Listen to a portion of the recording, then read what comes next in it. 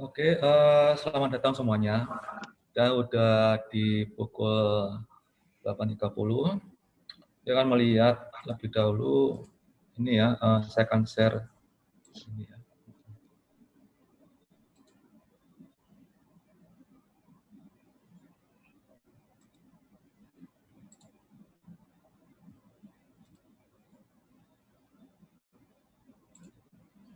Ya, oke, kita akan melihat dulu untuk susunan acaranya, rekan-rekan semuanya yang sudah berada di meeting ini.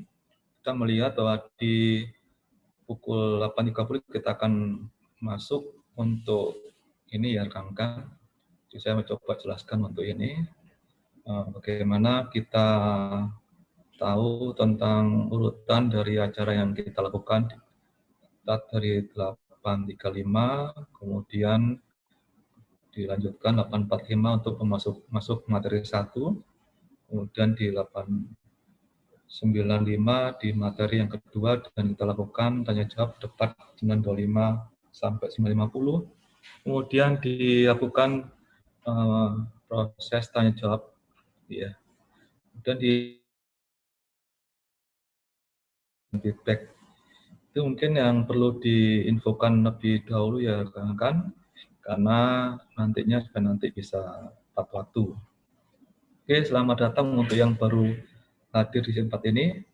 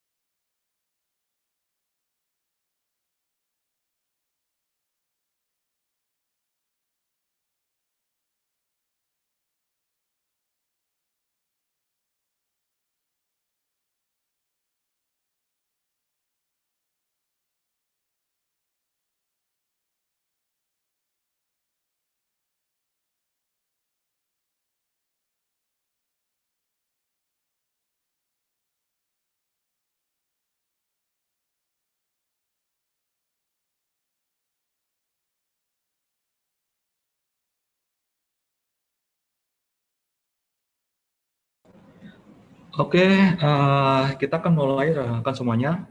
Tepat pukul 8.35 kita akan mulai untuk pembukaan. Oke, Assalamualaikum warahmatullahi wabarakatuh. Selamat pagi semuanya rekan-rekan. Kita akan melihat dulu untuk ini ya, akan saya share screen sekali lagi untuk ini susunan acaranya.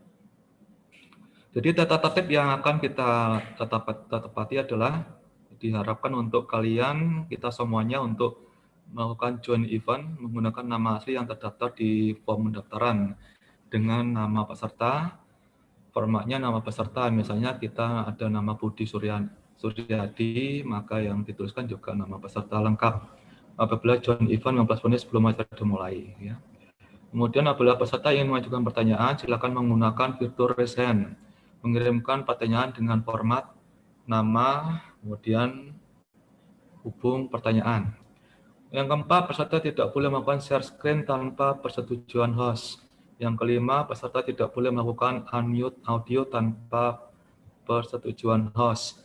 Yang keenam, peserta diwajibkan untuk mengisi feedback atau survei setelah pelaksanaan survei yang dapat diakses di website Kampiun @telkom.pwt.ac.id. Apabila peserta tidak mengisi feedback survei sesuai waktu yang ditetapkan, maka peserta tidak mendapatkan sertifikat. Yang ketujuh, peserta diwajibkan untuk mengikuti hingga akhir karena password untuk mengikuti feedback atau survei dapat diberikan ketika akhir acara. Apabila peserta tidak mendapatkan password, maka peserta tidak mendapatkan sertifikat. Materi dan sertifikat dapat diunduh setelah peserta memenuhi ketentuan nomor 6 dan 7. Ya, jadi ini link Zoom-nya di meeting-nya. Nah, oke, rekan, kita akan masuk ke ini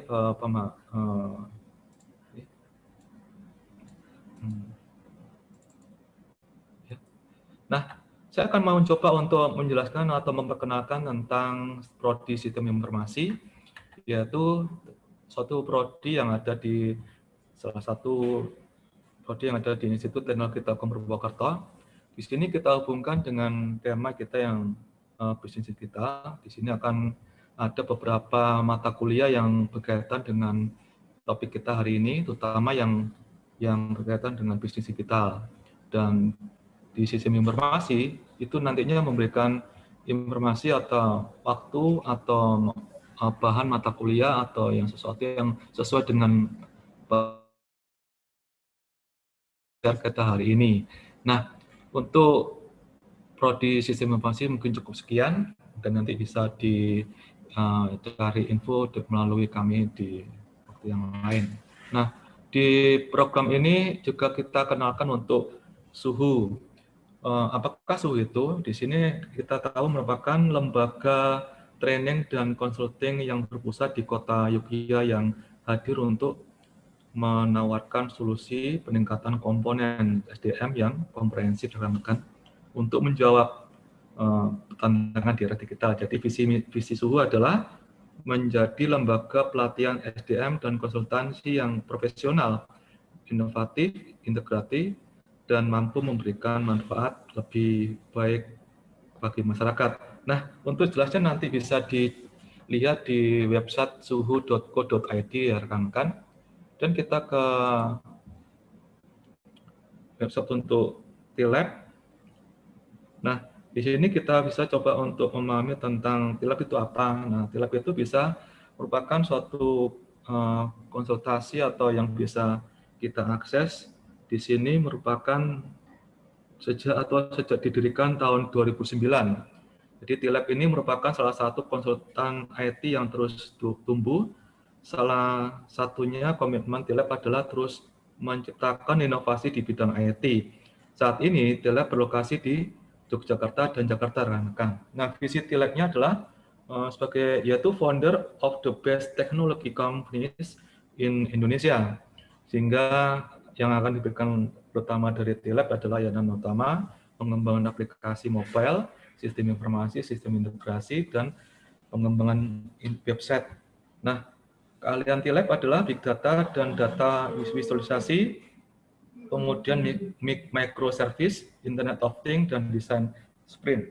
Nah, untuk lebih jelasnya, rekan-rekan bisa masuk ke dalam websitenya TLab, yaitu di sini adalah TLab kecil ya, .co.id. Oke, untuk menyingkat waktu, kita akan coba untuk ini ya. Coba sih.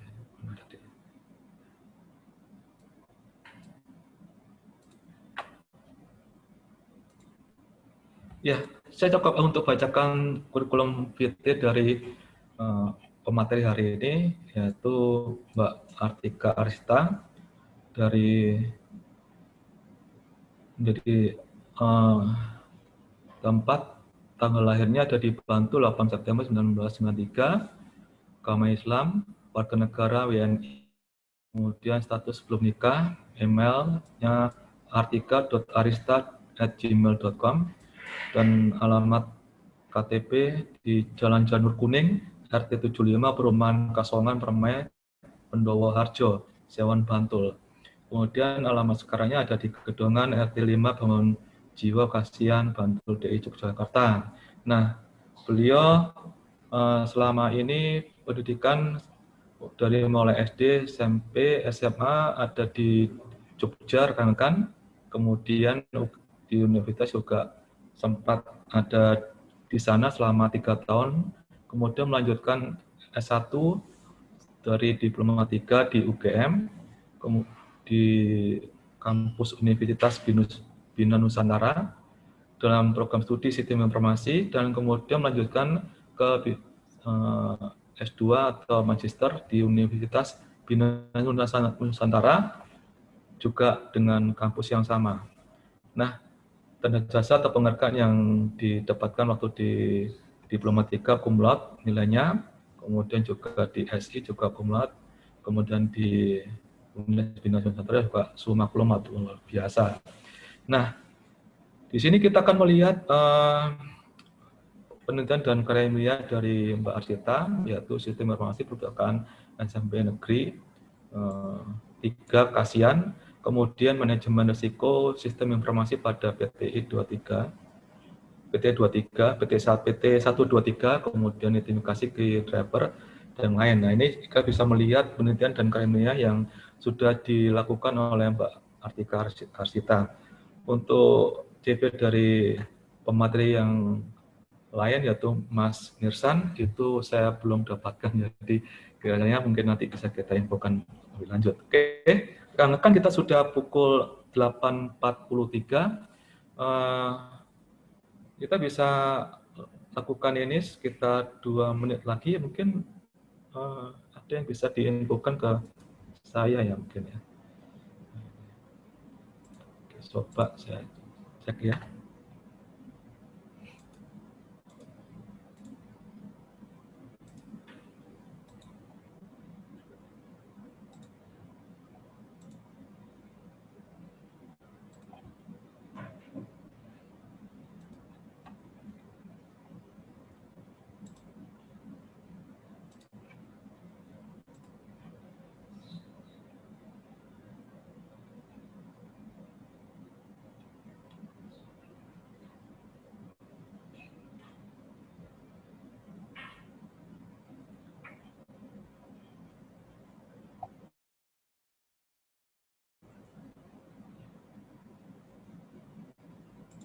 Oke, kita akan mulai rekan semuanya dengan masuk ke pemateri yang pertama dari Mas Mirsan. Silakan waktu dan tempat bisa digunakan semaksimal mungkin. Silakan Mas Mirsan. Ya, terima kasih Pak Resa atas waktunya. Assalamualaikum warahmatullahi wabarakatuh. Waalaikumsalam. Ya, selamat pagi rekan-rekan semua, sobat yang di seluruh penjuru Indonesia. Oke, saya coba screen share dulu ya ini.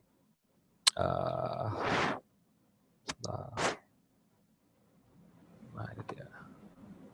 Oke, nah ini layar saya sudah muncul. Halo? Ya, silakan Pak. Oh ya, oke saya coba aja ya.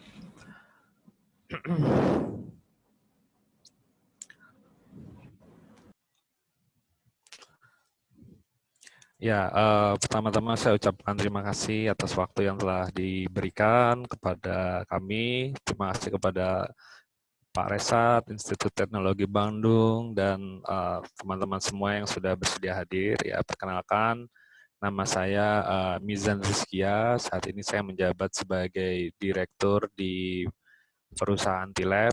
Pendidikan saya terakhir S1 Ilmu Komputer UGM.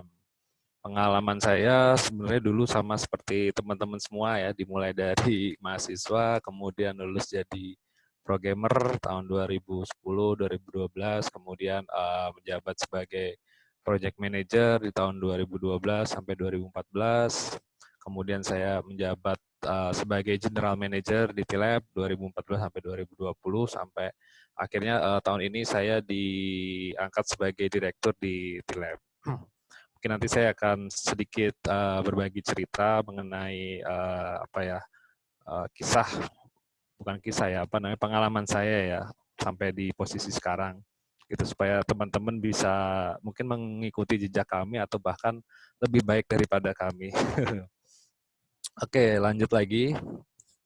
Nah, jadi kita akan membahas mengenai judulnya ini ya, Digital Business Transformation. Jadi bagaimana kita transformasi dari bisnis ke bisnis digital, sebenarnya seperti itu. Nah, latar belakangnya adalah jadi untuk revolusi industri itu kan yang pertama dimulai dari tahun 1800 ya.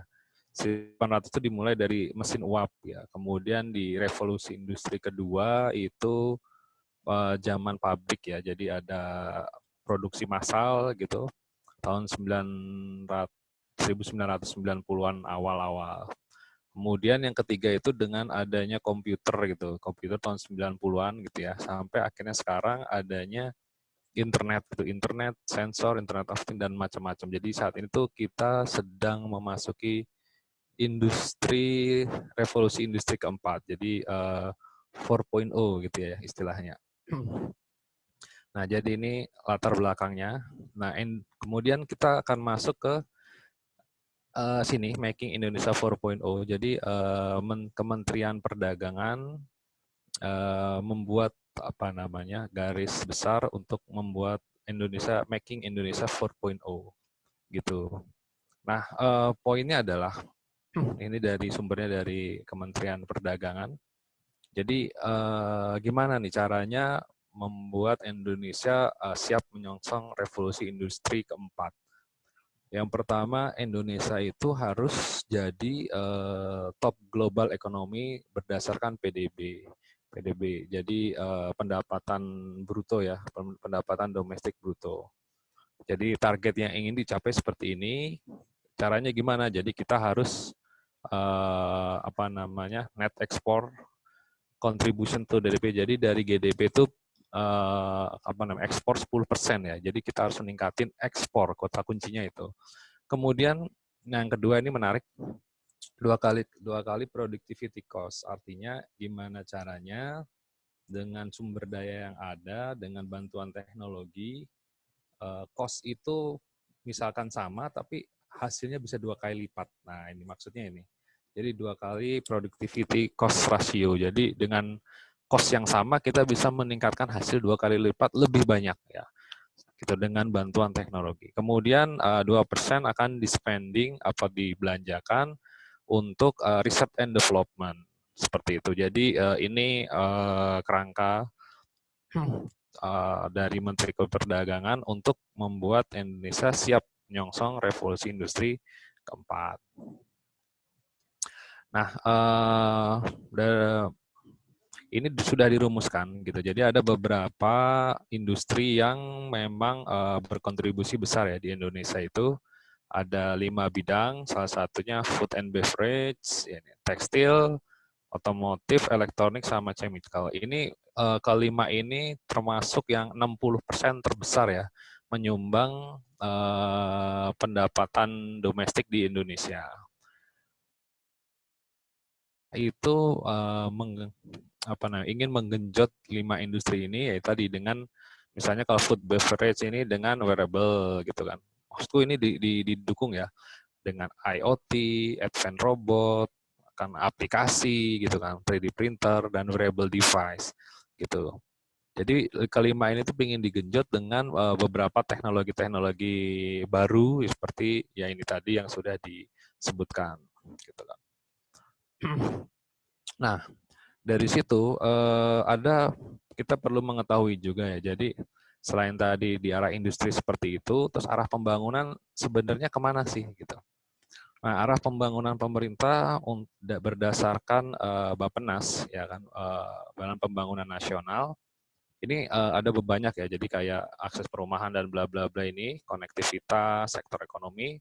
Nah, ini semua harus didukung oleh TIK untuk transformasi digital. Gitu. Jadi posisi TIK itu ada di sini ya. Jadi ini adalah enabler untuk semua pembangunan. Gitu. Jadi diharapkan tadi TIK ini bisa menggerakkan untuk transformasi digital. Gitu. Kemudian kalau kita turun lagi, gimana sih caranya gitu ya transformasi digital? Gitu. Di sini juga terlihat ya arah pemerintah. Yang pertama adalah pembangunan infrastruktur. Gitu. Jadi pembangunan infrastruktur itu kalau kita mau digitalisasi ya infrastrukturnya harus siap dulu gitu ya, seperti adanya jaringan pita lebar gitu kan, wireless broadband gitu kan. Kemudian pusat data. Jadi pemerintah tuh saat ini sedang membangun pusat data juga. Kemudian juga nah di bidang pemanfaatannya, kalau tadi infrastrukturnya sudah dibangun, ya pengennya adalah pemerintahan digital. Jadi semua aplikasi pemerintahan, semua pelayanan itu bisa digitalisasi. Gak hanya pemerintahan, kita juga bisa masuk ke misalnya ke bidang kesehatan, pertanian, pariwisata, kota cerdas atau smart city. Ini semua inginnya digitalkan ya, gitu. Ini kalau di bidang kesehatan ya seperti yang kita tahu telemedicine sekarang sudah ya, udah mulai waktu COVID kemarin. Jadi kita konsultasi ke dokter tidak harus datang tapi bisa melalui telemedicine. Pertanian juga sama nih, bagaimana barang di hasil pertanian itu bisa dijual melalui langsung gitu ya, tidak panjang gitu kan, sehingga harga juga bisa dikontrol gitu ya. Kemudian pariwisata, bagaimana pariwisata kita itu bisa dipasarkan dengan digital dengan cepat gitu ya. Kota pendidikan digital yang seperti dilakukan saat ini ya. Jadi pendidikan tidak harus di kampus ya gitu. Artinya pendidikan bisa di mana saja gitu. Kemudian juga ada perikanan digital, ini juga alat-alat yang membantu untuk meningkatkan produksi dan juga memasarkan ya kan, dan maintenance ini juga sudah ada alatnya nih ya, dan macam-macam. Nah di sini pendukung ini semua adalah tadi ya, kita harus menguasai teknologi-teknologi baru yang di sebelah kiri ini. Jadi ada big data gitu kan, artificial intelligence gitu. Kemudian juga perlu ditingkatkan mengenai literasi. Jadi artinya Indonesia ini kan tingkat literasinya kurang tinggi ya, maksudnya. Jadi diharapkan masyarakat itu tingkat literasinya juga meningkat. Kemudian dari ini semua, jika digital sudah naik, pasti akan adanya ancaman-ancaman keamanan. Jadi diperlukannya juga keahlian di bidang keamanan cyber. Selain itu juga pengembangan TIK, SDM TIK ya. Jadi banyak sekali posisi-posisi baru di bidang TIK seperti data center, kemudian di bidang data aja ada data analitik, data engineering, data data science gitu ya. Itu kita baru ngomongin data. Kemudian di bidang infrastruktur juga ada cloud computing expert, ada network and infrastruktur expert, macam-macam. Jadi bidang TIK itu spesialisasinya semakin ke sini akan semakin besar ya. Dan macam-macam mengenai pengembangan industri dan riset ini juga perlu mendorong untuk terjadinya transformasi digital seperti ini. Oke, nah ini kerangka transformasi digital nasional. Jadi kalau kita bisa dilihat di sini misalnya kayak dari sini ya, agrikultur ya, jadi digital agrikultur gitu. Jadi salah satunya adalah pemanfaatan big data dan IoE. Itu jadi kalau di negara-negara maju itu pertaniannya sudah menggunakan sensor ya. Jadi untuk mengatur suhu, mengetahui tingkat kelembapan, pH, kemudian apalagi ya, yaitu tadi ya curah hujan gitu, itu dia udah pakai sensor gitu. Jadi ibarat kita pertanian tuh kalau misalnya terlalu panas apa terlalu dingin itu kan akan merusak tanaman ya. Dengan adanya sensor seperti itu dia bisa atur gitu apa namanya kondisi tanamannya gitu kan. Itu salah satu pemanfaatan IoT untuk agrikultur. Kemudian dari hasil pertaniannya juga bisa langsung dijual melalui online gitu ya, sehingga barangnya itu lebih fresh ya kan. Kan sekarang sudah zaman ya, artinya beli langsung dari petani gitu.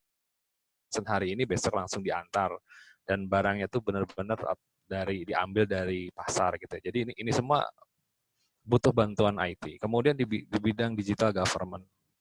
Government itu kan sekarang arahnya SPBE ya, integrasi sistem pemerintah berbasis elektronik. Ini juga perlu dibantu pemerintah mulai dari mengintegrasikan data-data gitu kan.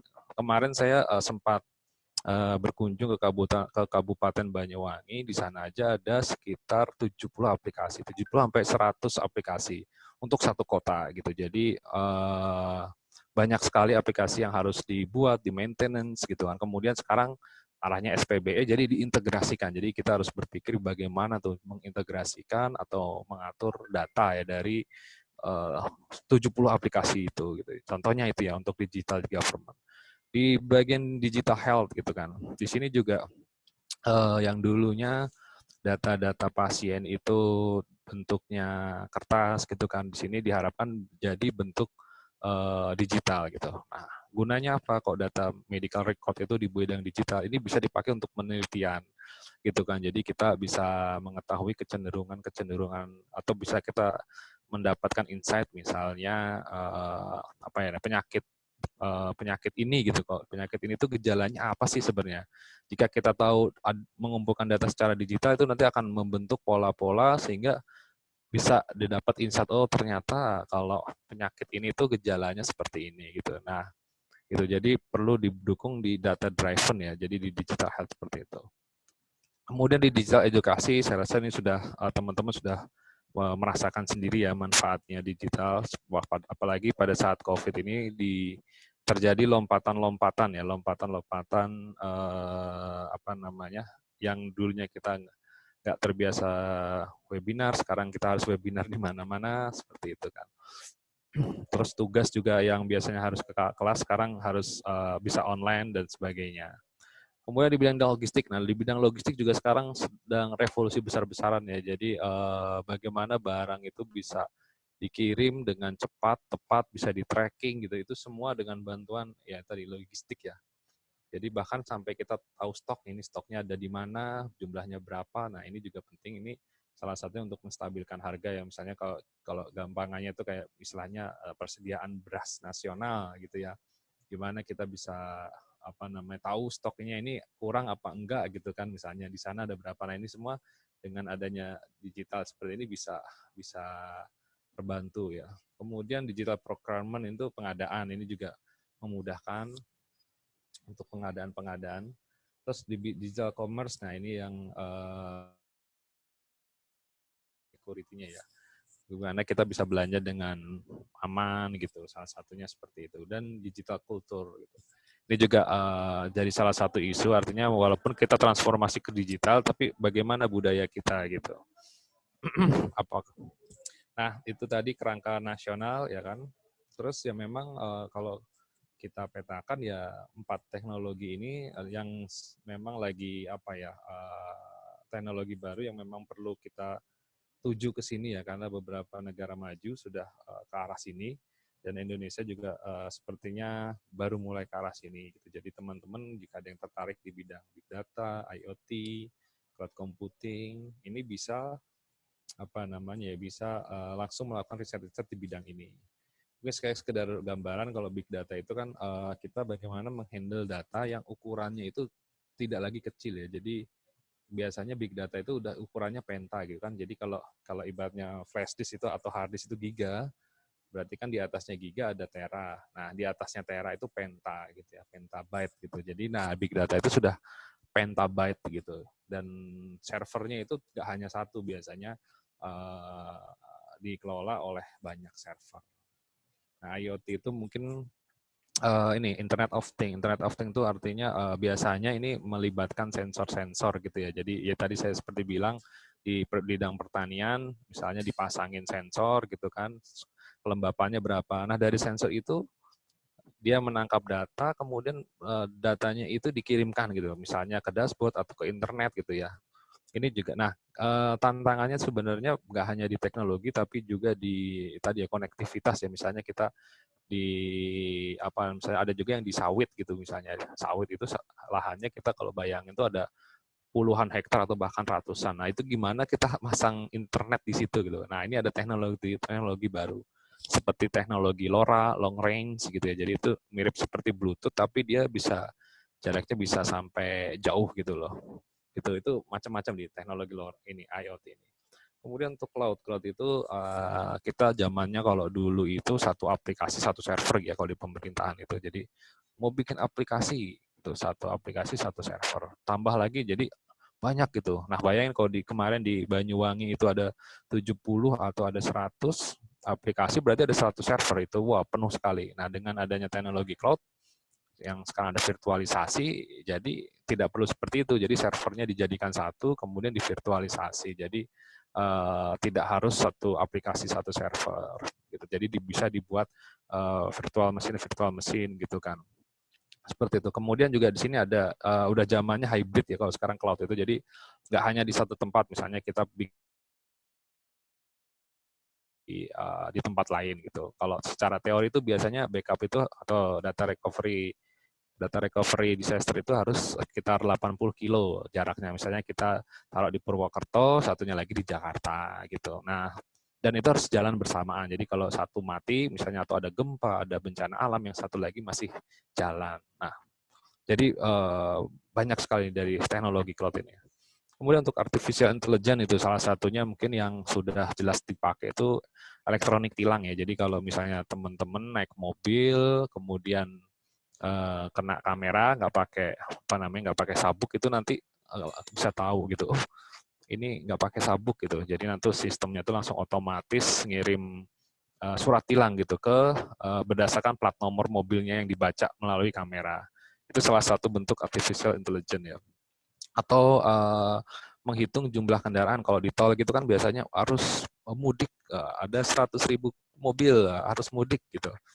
Nah, itu bisa juga dihitung tuh. Jadi kita tinggal pasang sensor-sensor atau kamera di tol, nanti dia akan hitung tuh. Yang lebih canggih lagi sekarang teknologi itu udah bisa mengidentifikasi kendaraan. Misalnya, oh yang kendaraan roda 4 sedan sekian, yang truk sekian. Itu udah sampai ke level situ. Gitu. Nah, itu arahnya yang salah satu yang artificial intelligence. Nah, banyak sekali ya sebenarnya potensi digitalisasi ini kalau dilihat di sini ini di bidang agrikultur macam-macam ya. Dan tadi selain teknologi yang saya sebutkan di 4 tadi juga ada seperti blockchain. Blockchain itu arahnya lebih ke finance ya. Jadi dia bagaimana kan sekarang banyak ya wallet digital gitu kan. Jadi pertanyaan apakah benar uang yang di wallet itu bakal aman gitu kan. Dengan teknologi blockchain ini memastikan tadi datanya itu tidak dirubah gitu loh, tidak dirubah semena-mena gitu. Jadi ada mekanismenya gitu. Kemudian, nah ini dia. Presiden juga sudah menetapkan ya langkah percepatan transformasi digital gitu. Jadi ya ini tadi ada macam-macam ya kan, mulai dari infrastruktur, kemudian mempersiapkan roadmap seperti yang tadi sudah dibahas. Tapi sebenarnya adalah ini dia percepatan ekosistem. Jadi pemerintah tuh mendukung adanya ekosistem startup gitu dan strategi pemenuhan talenta digital. Jadi kuncinya adalah ekosistem startup-nya jalan, talentanya atau SDM-nya juga mendukung gitu untuk melakukan percepatan. Nah ini dia, jadi ekosistem digital tuh seperti apa? Ini mungkin gambaran singkatnya ya. Jadi adanya digital infrastruktur tuh ya ada device, ada network, sama ada aplikasi gitu. Jadi ini yang salah satu backbone infrastruktur, harus ada 3 ini ya. Kemudian dari sini kalau di bidang bisnis ya kita bisa lihat bisa dipakai untuk yang tadi kita bilang ada logistik ya.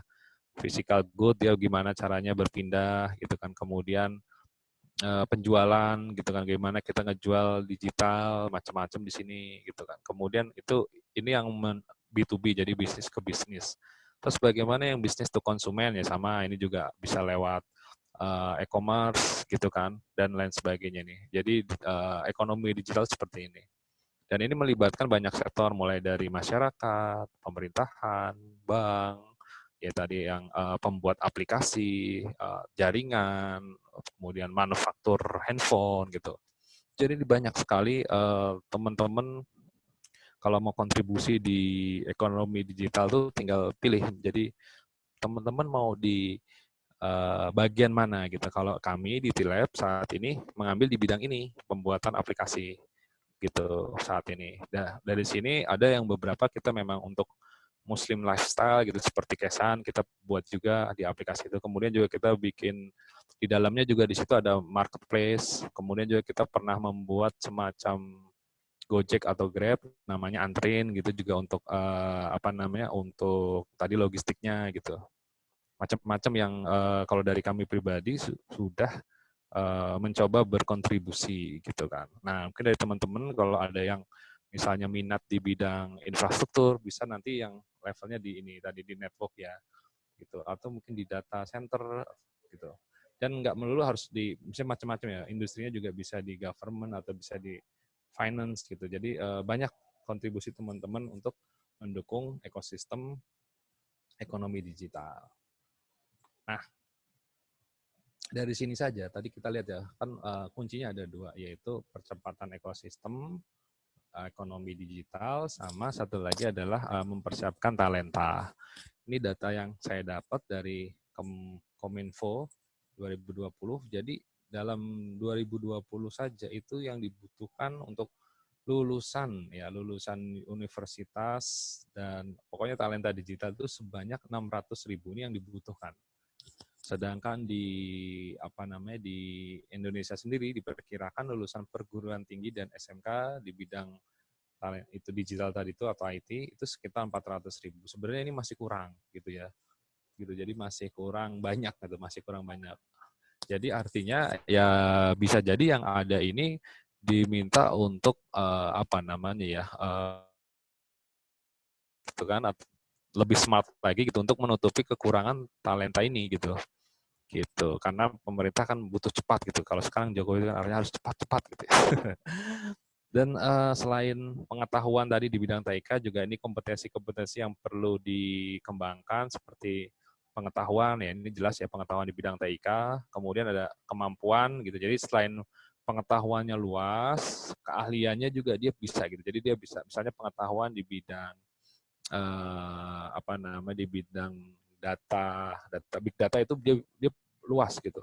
Kemudian setelah pengetahuannya luas, dia juga bisa tuh melakukan, misalnya dia bisa sebagai data engineer atau sebagai data analitik gitu. Jadi keahliannya juga ditingkatkan. Selain itu yang tidak kalah penting ada attitude itu sikap gitu ya. Jadi bagaimana kita menjaga komitmen, integritas gitu ya. Kemudian membangun kejujuran dan lain sebagainya. Nah, dari situ kita bisa lihat ya. Jadi di sini kan ada ini ya, millennial behavior gitu. Jadi ya memang ini adalah kebiasaannya orang milenial itu seperti ini gitu. Dan ini tidak bisa kita pungkiri gitu ya. Dan kita yang perlu beradaptasi atau menyelaraskan gitu kan ke arah yang lebih positif. Jadi dengan adanya inovasi IT seperti ini, ya Internet of Things, Big Data, Cloud Computing, itu juga, nah ini dia nih, ada yang menarik nih, tren soft skill yang dibutuhkan, jadi seperti complex problem solving, jadi kita harus bisa menyelesaikan masalah yang rumit itu, berpikir kritis ya, gitu, berpikir kritis, terus problem solving, jadi kita jiwanya itu bukan jiwa menunggu gitu ya, dikasih kerjaan baru ngerjain itu enggak, jadi kita gimana caranya masalah itu kita bisa selesaikan. Terus kita juga script kreatif gitu ya. Jadi nggak ada ini bisa pakai ini gitu. Jadi banyak sekali solusi. Kemudian ada people management, kemudian emotional intelligence gitu. Jadi gimana cara kita mengatur emosi gitu kan. Karena di IT ini ya tadi selain skill harus bagus, ya attitude juga harus bagus gitu. ya kan, dan lain sebagainya. Ini ada banyak. Nah, ini teman-teman bisa nanti ini bisa didapatkan di kampus, yang mungkin sebelah kanan itu bisa didapatkan di organisasi misalnya gitu ya, baik itu organisasi di kuliah atau di universitas atau organisasi di kampung misalnya gitu. Itu sehingga nanti talent-talent kita selain ahli di bidang IT dan juga mempunyai leadership yang bagus. Nah, jika tadi ya dari mulai pengetahuan sudah bisa, keahlian sudah bisa gitu ya.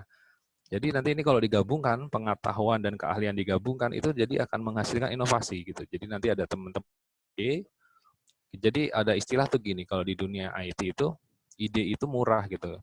Yang mahal itu eksekusinya gitu. Jadi kalau teman-teman tadi udah punya pengetahuan, bisa punya keahlian, ya langsung dieksekusi saja gitu kan.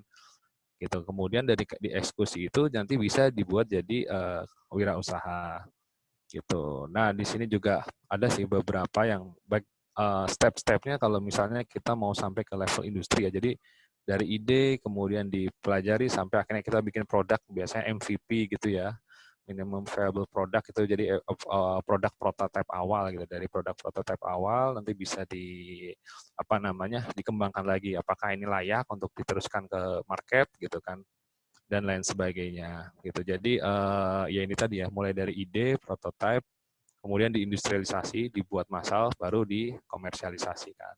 Seperti itu. Ini mungkin saya akan ya itu dia ya, sedikit sharing aja. Di kita dulu itu pernah bikin namanya, ini dia ya. Ya, jadi ini aplikasi juru parkir ini salah satu menggabungkan bagaimana kita mendigitalisasikan parkir ya, sederhana sekali ya. Jadi karena teman-teman pasti akan bersinggungan dengan namanya parkir. Saat itu kegundahan saya, kok ini parkir nggak ada stroke gitu kan. Ini uangnya sebenarnya masuk kemana? Apakah masuk ke Pemda atau kemana gitu. Dan kita mencoba membuat inovasi, bikin aplikasi parkir, nanti keluar stroke-nya gitu kan. Seperti ini. Dan ini dulunya adalah satu perusahaan gitu, tapi karena ini bisnis model beda, akhirnya tadi kita ikut lomba, kemudian alhamdulillah juara 3, dan kemudian disekolahkan sampai ke Eropa, dan pulang-pulang kita buatkan perusahaan. Gitu. Jadi ini sudah menelurkan satu perusahaan namanya Juru Parkir. Gitu. Nah, ini teman-teman juga bisa ini untuk melakukan seperti ini. Jadi teman-teman ada tadi punya wawasan yang luas, keahliannya bagus, kemudian attitude-nya bagus, bikin inovasi, nanti akan bikin perusahaan sendiri gitu ya. Gitu.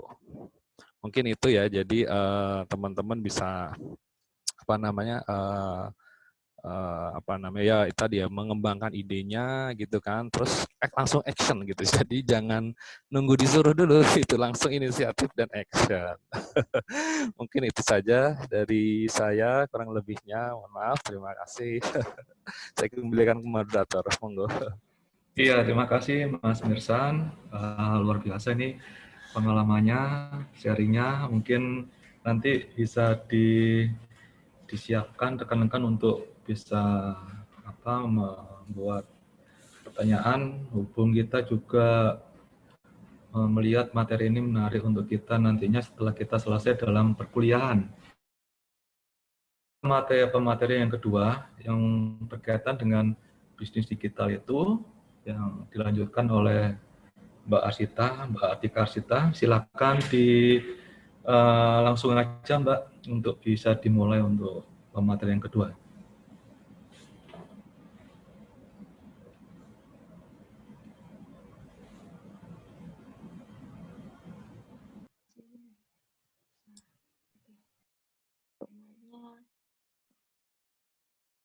Untuk suara saya sudah terdengar ya? Saya lanjutkan untuk share screen dulu materinya.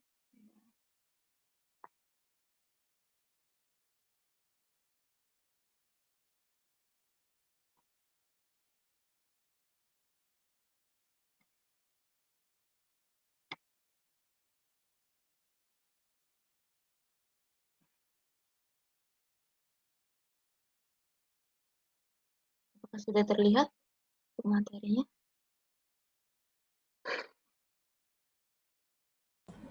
Ya, sudah Mbak.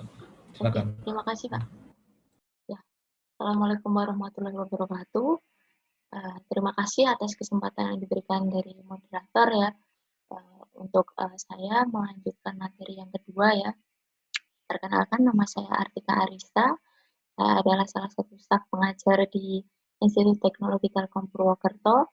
Pada kesempatan kali ini saya akan menyampaikan materi terkait ini ya, sesuai kemarin kita ya, pembahasannya topik menggali ide kreatif bisnis digital ya. Tapi kalau di sini mungkin tadi Mas Mirza sudah cerita banyak soal industri ya. Nanti saya ceritanya dari sisi akademis gitu. Jadi kita combine di sini ceritanya, link and match. Oke, selanjutnya untuk profil saya seperti yang sudah disampaikan dari Pak Resat tadi ya. Saya sendiri aslinya Yogyakarta. Kemudian dulunya sih dari UGM, tapi kalau Mas Mirza S1-nya saya diplomanya D3-nya baru lanjut di Jakarta ya. Untuk pengalaman kerja saya sendiri sebenarnya ketika waktu itu kuliah di UGM itu saya membantu dosen. Mungkin kalau Mas Mirza tahu di LPPM ya, LPPM UGM Rektorat itu saya membantu di sana sebagai staf IT. Kemudian saya untuk mulai dari 1 Agustus 2020 kemarin saya bergabung di Institut Teknologi Telkom Purwokerto sebagai salah satu staf mengajar di program studi S1 Sistem Informasi. Oke, saya lanjutkan untuk pembahasan saya technopreneurship, kemudian bagaimana menggali ide bisnis, kemudian selanjutnya melakukan analisis model bisnis, selanjutnya sistematika penulisan bisnis plan ya. Kita execute tadi dalam suatu bisnis plan, kemudian bagaimana Institut Teknologi Purwokerto, Telkom Purwokerto itu mendukung pengembangan dalam kaitannya ini aktivitas mahasiswa untuk kewirausahaannya. Nanti kita coba lihat-lihat. Oke, dalam kaitannya mungkin pertama pembahasan terkait technopreneurship ya. Mungkin teman-teman sering mendengar istilah technopreneurship atau mungkin terbiasanya lebih mendengar seperti kewirausahaan ya, wirausahaan digital ya. Di sini adalah bagaimana istilah technopreneurship itu diambil dari kata tekno atau teknologi itu sendiri dan juga entrepreneur ya, entrepreneur atau wirausaha. Jadi istilahnya mengcombine dari pemanfaatan teknologi itu sendiri dengan kegiatan wirausaha. Kemudian untuk pemanfaatan teknologi di sini kita sudah mencakup ya banyak aspek ya, dari mulai proses produksi, kemudian misalkan dari menggunakan pemanfaatan mesin ya, teknologi mesin, kemudian ada juga pemasaran, mungkin rekan-rekan yang sudah mencoba seperti bisnis online, nah bisa memanfaatkan mungkin platform seperti sosial media atau mungkin e-marketplace yang lain ataupun memanfaatkan ini ya aplikasi-aplikasi yang lain. Gitu. Kemudian dalam kaitannya masih technopreneurship juga, biasanya teman-teman pasti disinggungkan ya dengan istilah yang namanya startup. Mungkin rekan-rekan milenial udah lebih familiar dengan istilah startup ya. Startup itu adalah suatu rintisan bisnis di mana nantinya teman-teman itu sudah memiliki model bisnis yang nantinya berupa rencana yang akan dikembangkan dalam kaitannya pemanfaatan teknologi. Nanti baik itu biasanya memanfaatkan aplikasi mungkin seperti yang tadi ya disampaikan Mas Mirza tadi, ada juru parkir ya, tentang pembuatan aplikasi yang bisa membantu untuk parking ya, atau memparkir nanti kaitannya pembayaran uang parkir itu sendiri, salah satu contohnya. Kemudian untuk landasan technopreneurship di sini, saya mungkin lebih kayak akademis, jadi kayak kuliah ya, berasa kayak kuliah ya. Kalau dari saya, kalau dari Mas Firza lebih kayak sharing session dari beliau yang punya pengalaman industri. Kalau saya mungkin karena staf pengajar ya, jadi mungkin vibe-nya itu jadi berasa kayak kuliah gitu ya. Saya lanjutkan lagi untuk berawal dari kebutuhan yang ada di masyarakat. Jadi teman-teman melihat untuk technopreneurship itu biasanya kalian melihat apakah masyarakat itu membutuhkan apa, problem apa yang perlu teman-teman itu solusikan atau mencari solusinya gitu. Kalian melihat dari kebutuhan di lingkungan kalian sekitar. Kemudian yang kedua, memperkaya diri dengan ide dan inspirasi ya. Jadi ide dan inspirasi ini biasanya mulai dari awal dari suatu bisnis ya. Teman-teman mungkin punya ide tertentu untuk memberikan solusi ya dari suatu permasalahan. Misalkan tadi Mas Mirza ada permasalahan di sini parkirnya tadi tidak terorganize atau tidak bagaimana terkelola dengan baik ya. Kemudian beliau punya ide, bagaimana kalau kita buatkan aplikasi atau buatkan sistem, ada ide untuk bisnis tertentu ya. Kemudian kita membuat perencanaan yang matang ya, tapi juga kalau misalkan tindakannya juga perlu dilakukan dengan cepat, karena inisiatif itu tidak jarang kadang-kadang kita punya ide, itu bisa juga nanti ada orang lain pula yang lebih cepat untuk istilahnya merealisasikan ide tersebut. Jadi kita tadi, itu ide saya ya, ternyata ada orang lain yang jauh lebih cepat. Jadi mungkin perlu tindakan cepat juga untuk merealisasikan atau mengimplementasikan apa yang menjadi ide kita. Kemudian seorang teknopreneur itu harus punya kemampuan dalam kaitannya perencanaan ya, dari dia melakukan analisis pasar, kemudian desain produk, kemudian nanti strategi pemasarannya gimana, ini sudah masuk lebih detail ya, kita punya perencanaan yang matang. Kemudian nanti struktur organisasinya itu seperti apa. Nah, kalau di sini mungkin disampaikan seorang teknopreneur.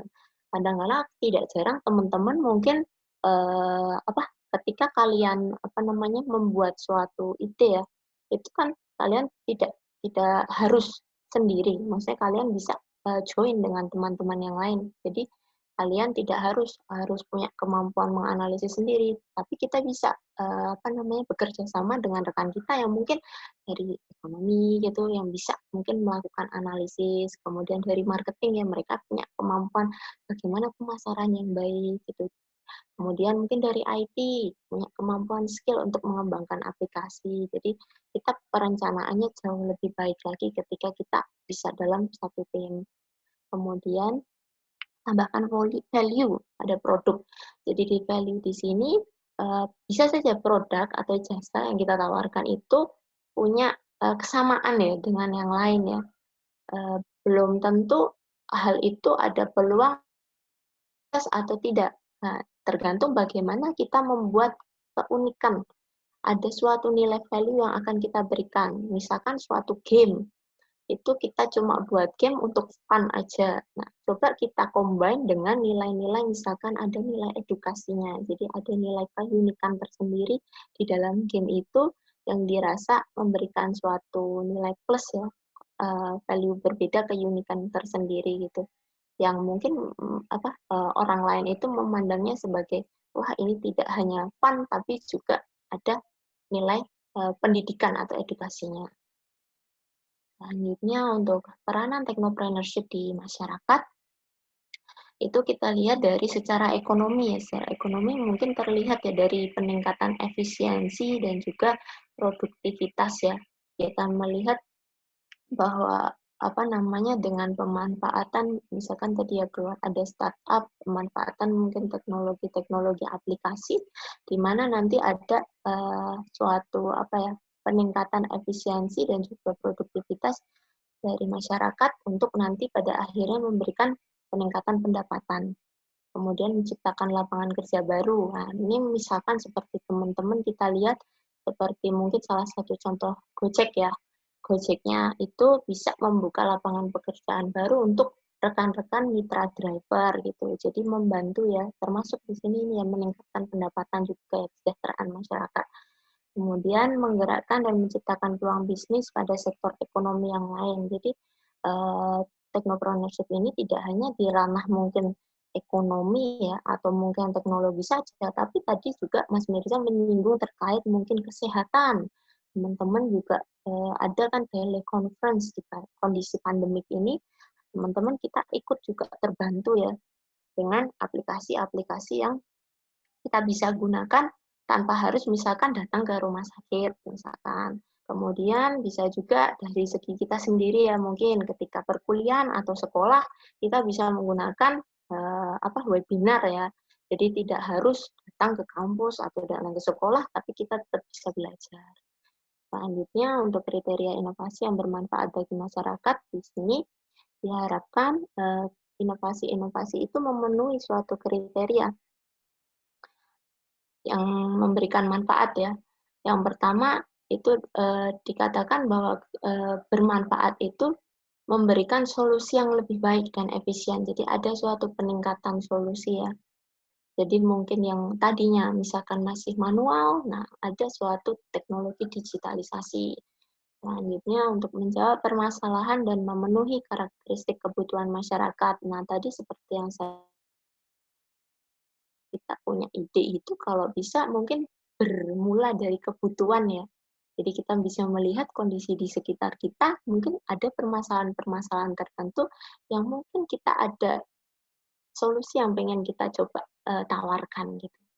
Kemudian merupakan ide original. Ya, jadi di sini teman-teman bisa mengembangkan ide sendiri. Sebenarnya bisa juga kita melihat ide orang lain, tapi originalitas itu kan bisa juga kita mengubahnya, memberikan satu keunikan tersendiri, itu pun sudah original gitu ya.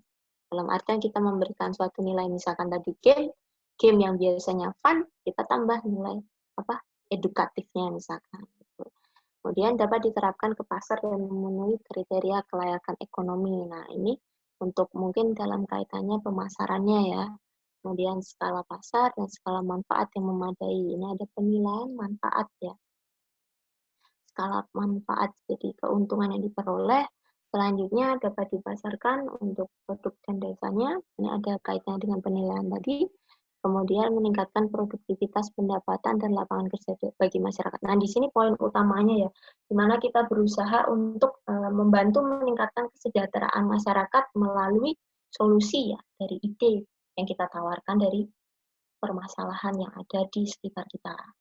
Selanjutnya di sini ada tokoh-tokoh technopreneur yang sukses. Mungkin teman-teman sudah familiar ya dengan Mark Zuckerberg, pendirinya Facebook.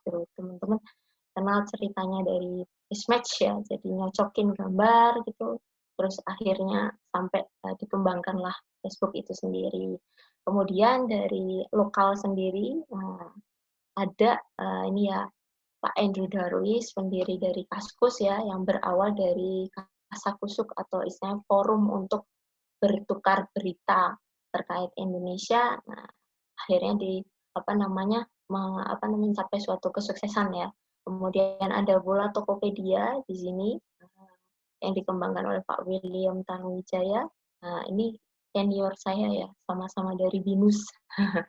Beliau sudah lama ya, saya baru di 2014, beliau sudah dari zaman tahun berapa ya, udah jauh sekali ya.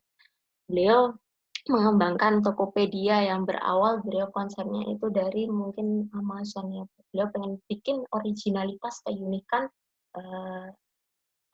istilahnya toko online yang versi Indonesia sendiri. Kemudian mungkin teman-teman sangat familiar ya dengan Mas Menteri kita Pak Nadiem Makarim di sini. Nah, Mas Menteri atau sekarang Bapak Menteri ya. Beliau adalah pendiri Gojek ya. Beliau sendiri kan berawal ceritanya itu dari terbiasa ini. Dia itu sering naik ojek. Kemudian dia coba menganalisis kondisi kebutuhan seperti tadi Mas Mirza, ternyata bagaimana kalau dikembangkan suatu aplikasi untuk bisa membantu menghitung tarif biaya. Oke, selanjutnya untuk fokus poin pengembangan ide bisnis. Di sini karena waktu saya terbatas ya, saya agak cepat aja. Dalam kaitannya fokus poin pengembangan bisnis di sini, biasanya bisnis yang baik itu bermula dari ide bisnis yang baik juga. Jadi, ide bisnis itu adalah suatu gambaran singkat terkait bisnis yang hendak didirikan. Jadi, masih gambaran kecilnya. Nah, ini biasanya fokus-fokusnya yang pertama. Apa produk yang akan dijual? Nah, kita harus tahu apa yang akan kita tawarkan dulu. Kemudian kita beralih kepada siapa si produk itu akan jual. Kita tahu siapa yang akan menjadi customer kita. Selanjutnya, bagaimana produk atau jasa dijual. Nah, ini terkait dengan cara ya. Cara kita nanti bagaimana membuat si customer tadi ya belum tertarik, bagaimana dia bisa tertarik dengan produk kita. Kemudian selanjutnya ada kebutuhan pelanggan mana yang dipenuhi. Nah, jadi kita bisa melihat bahwa produk yang kita kembangkan diharapkan itu punya nilai kebermanfaatan untuk entah itu masyarakat atau publik ya. Jadi diharapkan tidak istilahnya tidak mempunyai nilai guna ya. Kalau bisa mempunyai nilai manfaat. Gitu. Selanjutnya untuk metode mendapatkan ide, ada beberapa metode yang mungkin teman-teman bisa lakukan. Yang pertama brainstorming. Ini biasanya melalui menyampaikan ide secara langsung. Mungkin sering ya teman-teman ketika nanti di meeting gitu, kita coba yuk cari ide apa gitu langsung nanti coba untuk disampaikan. Kemudian ada focus group. Di focus group di sini teman-teman dikumpulkan. Nanti biasanya punya kesamaan ya, mungkin teman-teman sama-sama anak-anak SI atau anak-anak teknik. Nah, gitu. Mungkin kalau di SMK atau SMA mungkin jurusan apa gitu, bareng kita diskusi ya tentang sesuatu gitu, tapi lebih formal. Kemudian selanjutnya lewat perpustakaan atau internet, karena kita pandemi ya, mungkin kita lebih optimal di sisi internetnya ya, karena kepraktisannya kita bisa akses di mana aja. Mungkin kalau perpustakaan seperti sumber-sumber yang tertulis ya, skripsi, tesis, itu yang kita harus cek on the spot di perpustakaannya, atau mungkin kadang-kadang udah ada versi digitalnya. Selanjutnya, Customer Advisory Board, di sini mungkin di perusahaan ya, ada suatu dewan penasehat yang nanti ngecek kebutuhan-kebutuhan apa yang diperlukan sama si customer, kaitannya customer. Mungkin ada problem, nah nanti bisa untuk lanjutan. Gitu. Selanjutnya di sini untuk bagaimana mendapatkan suatu ide bisnis. Nah, di sini ada cara-cara yang mungkin langsung aja ke poin-poinnya ya. Ide-ide bisnis ini bisa dilahirkan dari hal-hal yang mungkin bisa menjadi fokus perhatian kita. Ide bisnis itu membuat kita kadang-kadang bangun pagi, padahal ini ya membuat kita bangun pagi. Pagi itu pengen bangun pagi gara-gara pengen melanjutkan ide tersebut atau mungkin mengeksekut ide tersebut. Kemudian tidak jarang kita lupa untuk istirahat, lupa tidur, ada yang bilang haram tidur ya. Atau bahkan sambil tidur itu bisa sambil presentasi bisnis. Jadi masih mikir aja ide bisnis itu. Kemudian bisa juga makan juga sampai lupa, bisa. Jadi kemudian ada pertimbangan untuk memilih ide bisnis dari Finger and Ireland. Di sini kita juga perlu memilih ide-ide itu yang sifatnya konkret ya, masuk akal, bisa untuk direalisasikan. Kemudian ide yang mudah untuk dipasarkan ya. Kita lihat bahwa nanti ending-endingnya uang, diharapkan pemasarannya nanti mudah, jadi tetap dapat uang gitu. Kemudian ide yang cocok dengan karakter kita, bahwa kita nanti diharapkan dengan ide itu karena kita suka, meskipun capek ya tetap nggak akan bosan gitu, nggak akan ngeluh gitu ya. Pilih ide yang beresiko kecil. Nah, teman-teman juga perlu memperhatikan resiko di sini ya. Melihat keuntungan itu kita memperhatikan resikonya juga. Kemudian pilih ide yang dapat bertahan. Nah, kita juga perlu melihat keberlanjutan ya. Tidak hanya 1 kali, 2 kali. Kalau bisa, ide itu kita bisa terus kembangkan sampai waktu yang lama. Gitu. Untuk menguji ide bisnis, ada analisa SWOT. Teman-teman bisa melihat strength, weakness, opportunity, and threat ya, kekuatannya, pengaruh positifnya, kemudian weakness di sini kelemahannya, kemudian threat itu hambatan-hambatannya. Nah, di sini ada opportunity atau peluangnya, atau pengaruh positifnya.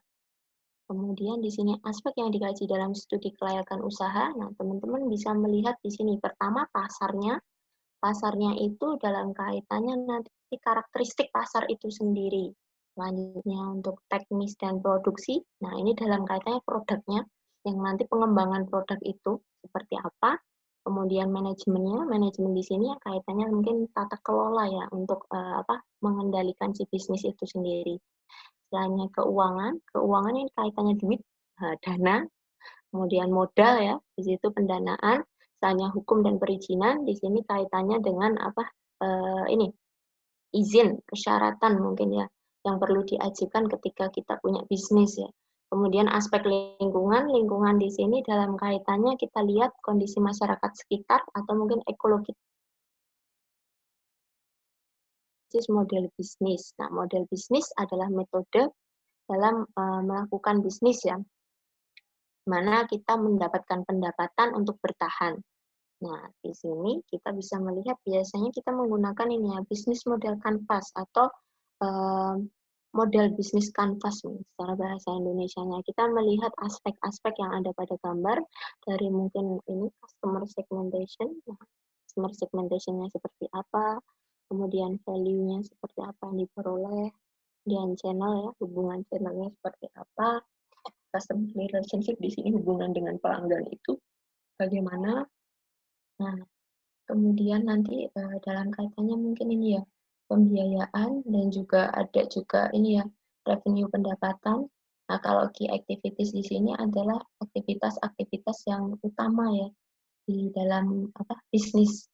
Kemudian kalau key resource di sini ada mungkin sumber daya, baik itu orangnya ataupun aset yang berkaitan dengan proses bisnis atau bisnisnya.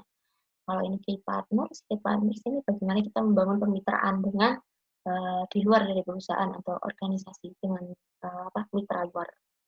Selanjutnya ini contoh bisnis model kanvas dari Skype. Kita bisa lihat ada key partners, key activities, core structure, revenue, channel tadi ya. Kemudian ada macam-macam gitu. Value proposition, customer relation, dan ini tertutup. Ada client segment. Nah, ini untuk sistematika penulisan bisnis plan. Nah, di sini apa itu bisnis plan? Bisnis plan itu adalah suatu dokumen tertulis untuk menjelaskan ya peluang atau rencana usaha. Nah, dengan kita melihat ini ada peluang bisnis opportunity, kemudian ada keunggulan, kompetitif atau competitive advantage. Kemudian, tapi ini kita dengan menjelaskan ya dari segi pemasarannya, kemudian permodalan, operasional, kemudian bagaimana mengelola sumber daya manusianya, yang kesemuanya nanti akan diharapkan terrealisasi dalam bentuk usaha yang nyata. Nah, untuk tipe bisnis plan, biasanya ada 3.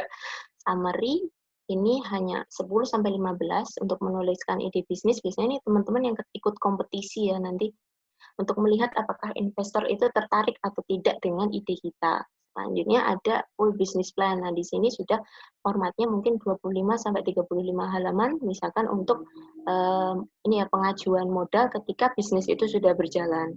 Kemudian ada operational business plan, di sini ada lebih banyak lagi, lebih advance lagi antara 40-100 halaman untuk nantinya memberikan petunjuk ya untuk manajer operasional menjalankan bentuk struktur bisnis plan-nya bisa dilihat ya ada dari halaman judul, eksekutif summary, ringkasan eksekutif, industri analisis dengan beberapa rinciannya. Ini salah satu bentuk umumnya saja sih. Biasanya mungkin kalau teman-teman ikut kompetisi mungkin ada struktur template tertentu ya. Kemudian gambaran perusahaan, kemudian selanjutnya ada manajemen tim, kemudian bisnis model itu sendiri. Nah, tadi kita coba bisnis model kanvas ya. Kemudian market analysis, kemudian ekonomi bisnis, kemudian marketing plan, rencana pemasarannya seperti apa, kemudian rencana desain pengembangan, kemudian rencana operasional, perlu juga ada timeline schedule, penjadwalannya, dan juga ada sisi perhitungan proyeksi secara finansial. Nah, di sini teman-teman ketika di ITTP sendiri sudah memberikan support ya untuk kegiatan kewirausahaan.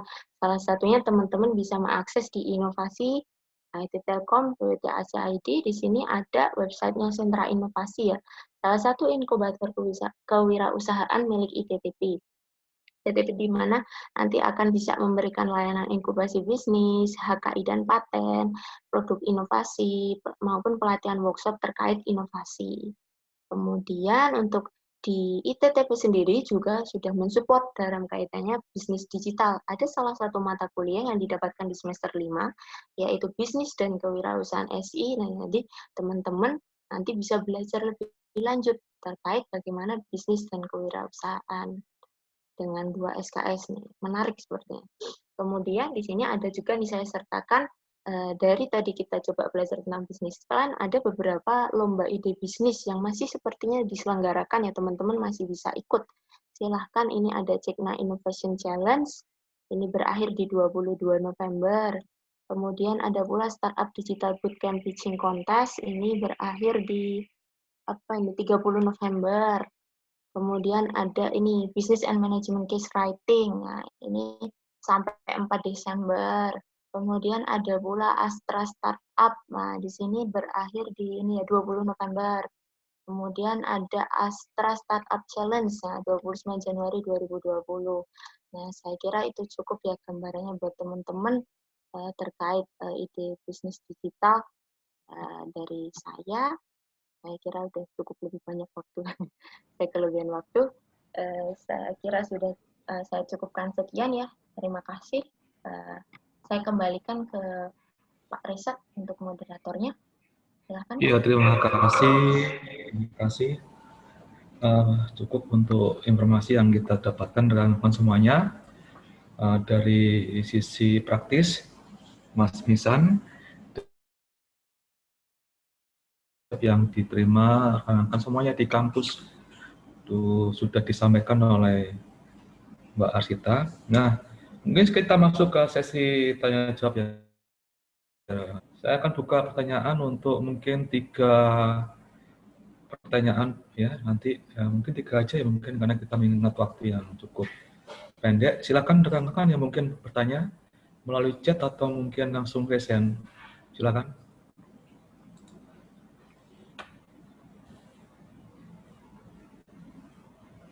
Ya, silakan rekan-rekan. Ada yang bertanya ke Mas Mirsan atau Mbak Arista berkaitan dengan bisnis digital yang mungkin nantinya berkaitan dengan ini ya, peluang kerja kalian nantinya ke depan. Bisa ditanyakan langsung kepada praktisi Mas Misan atau mungkin secara konsep ke Mbak Aristanya. Silakan. Kita masih ada durasi sampai 9.50 atau mungkin bisa lebih dikit lah. Yuk, adakah yang masuk ke chat? Ini saya lihat tidak ada yang masuk. Atau mungkin mau raise hand. Nah ini. Oke. Nah ini ada nih. Ada pertanyaan ini Mas dan Mbak ini, Mas Misan, Mbak Arista. Bagaimana jika kita misalnya sudah memiliki ide bisnis, tetapi tidak memiliki pengalaman sekali, bagaimana solusinya? Mas Misan, silakan. Di chat, ada di chat ya. Ya. Oke, saya coba jawab dari pengalaman saya. Jadi yang pertama, jika teman-teman ada ide, ya, kemudian ide itu diuji coba dulu ya. Jadi kalau di dunia startup itu kan ada apa namanya tadi ya sudah dijelaskan sama Mbak Arista mengenai bisnis model canvas gitu ya. Coba dituangkan dulu ke bisnis model canvas gitu. Gitu. Jadi ini kan ide bisnis ya. Jadi kalau ide bisnis itu harus diuji dulu gitu. Apakah memang menguntungkan atau tidak gitu. Karena kan kita ngomongnya bisnis ya. Kalau bisnis itu kan harus visible dari sisi bisnis gitu. Jadi apakah menguntungkan, apakah ada orang yang mau beli, apakah ada orang yang mau pakai gitu. Itu bisa dicoba dengan bisnis model canvas. Kemudian jika sudah memang kita sudah yakin gitu dengan ide kita dan sudah bikin bisnis model canvas, biasanya itu dibuat prototype ya atau mungkin MVP-nya, minimum viable product gitu. Habis itu diuji cobakan ke teman-teman sekitar dulu. Bagus nggak produknya? Apakah tertarik? Apakah masalah terbantu gitu? Kalau biasanya kalau zaman saya dulu tuh kita kadang punya ide-ide liar tapi sebenarnya itu tidak bagus dari sisi bisnisnya gitu ya. Jadi cara kita mengetahui bagus atau tidak dari sisi bisnis ya kita tadi bikin prototipe-nya itu. Contoh contoh kecilnya itu misalnya kita ada ide bisnis membuat dari ini ya dari misalkan dari IT tadi ya. Kita mau membuat aplikasi misalnya Muslim lifestyle gitu ya, gitu. Uangnya dari mana gitu kan? Oh misalnya dari berlangganan seperti itu kan. Jadi ada subscribe per hari itu misalnya seperti itu atau per bulan gitu kan. Nah kalau dengan model ide bisnis tersebut kita uji coba gitu apakah misalkan teman kita gitu, kalau seperti ini mau bayar apa enggak, ini aplikasinya bagus apa enggak gitu. Dari situ kita dapat feedback kan. Nanti kalau misalnya feedbacknya jelek, berarti kita ulang lagi terus menerus gitu. Jadi apa ya? Kalau di itu kan teori Lean Startup itu, jadi di desain terus di FUG gitu ya. Salah satunya didapetin feedback, terus gali ide lagi gitu, terus sampai benar-benar nanti match gitu dengan kebutuhan bisnis. Begitu sih. Iya, ya, luar biasa nih dari Mas Misan ini. Mungkin bisa ditambahkan dari Mbak Arsita dari.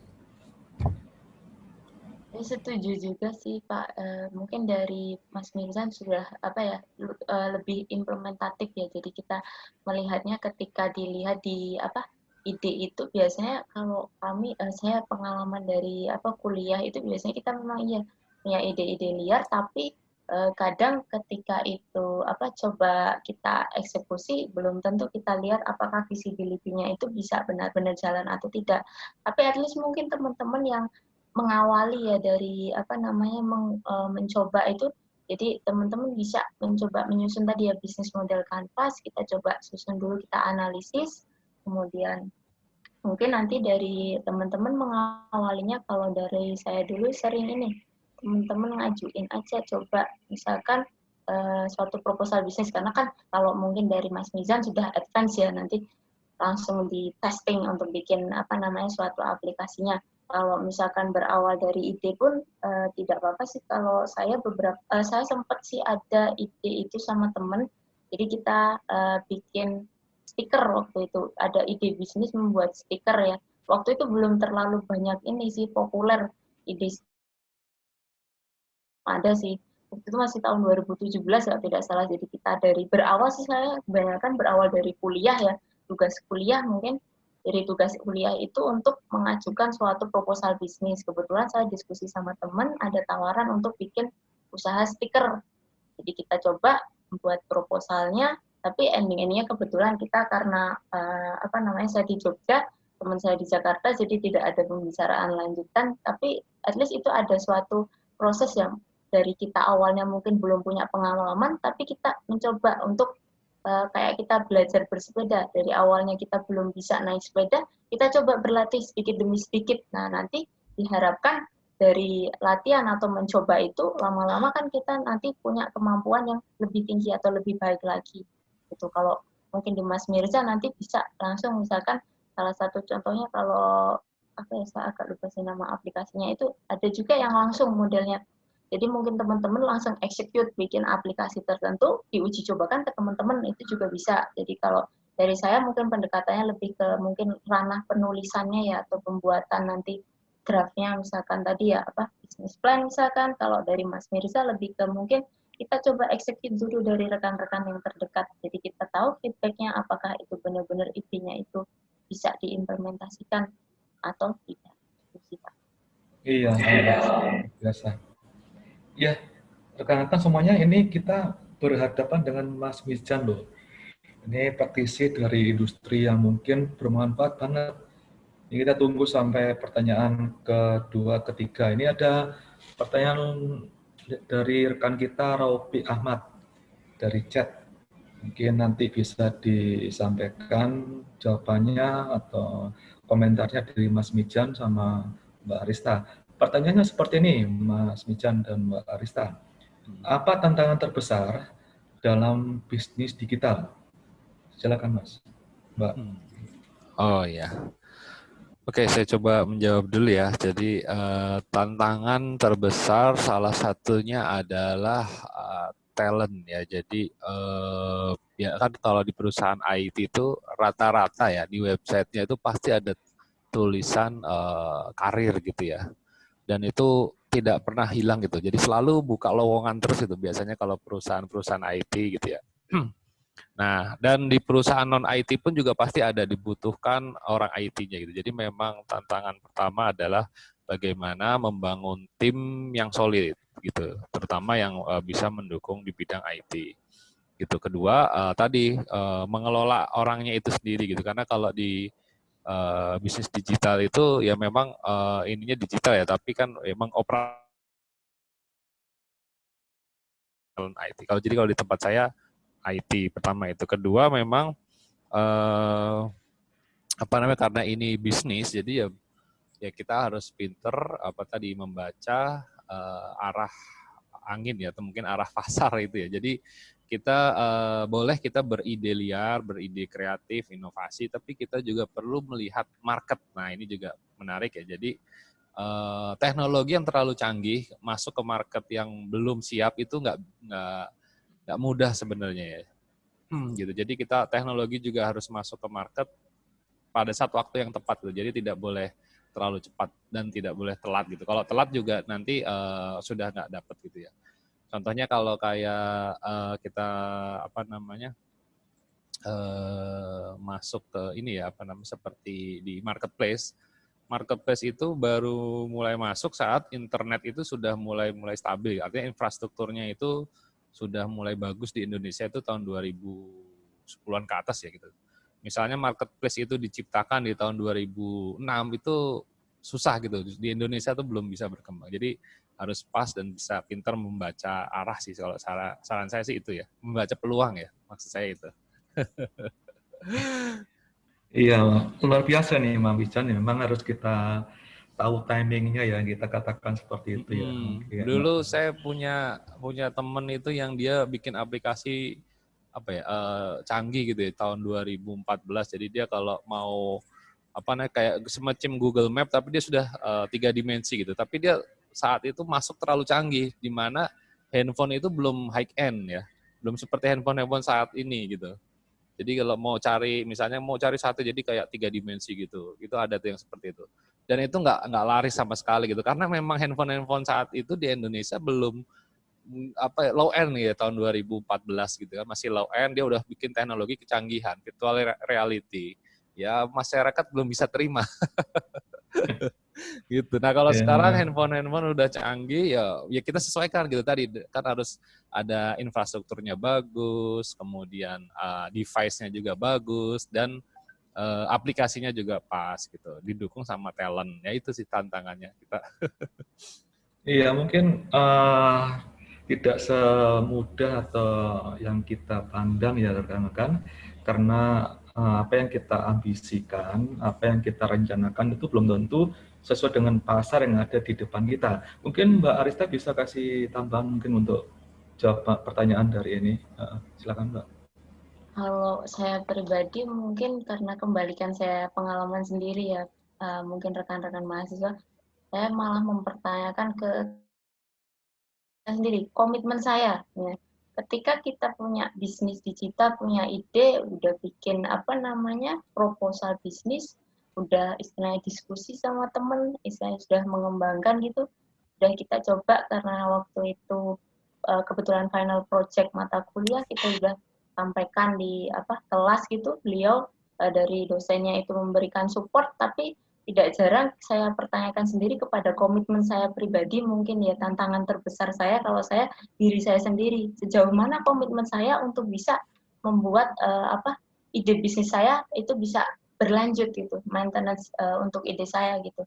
Bisa saya istilahnya cuma tidak hanya pada satu waktu itu saja, tapi saya benar-benar komit untuk mengembangkan lanjutan gitu loh. Kalau ketika itu benar-benar menarik, ada komitmen dari kita sendiri untuk benar-benar bisa terlibat. Menurut saya tantangan terbesarnya mungkin ke diri saya pribadi kalau saya mungkin komitmen sendiri.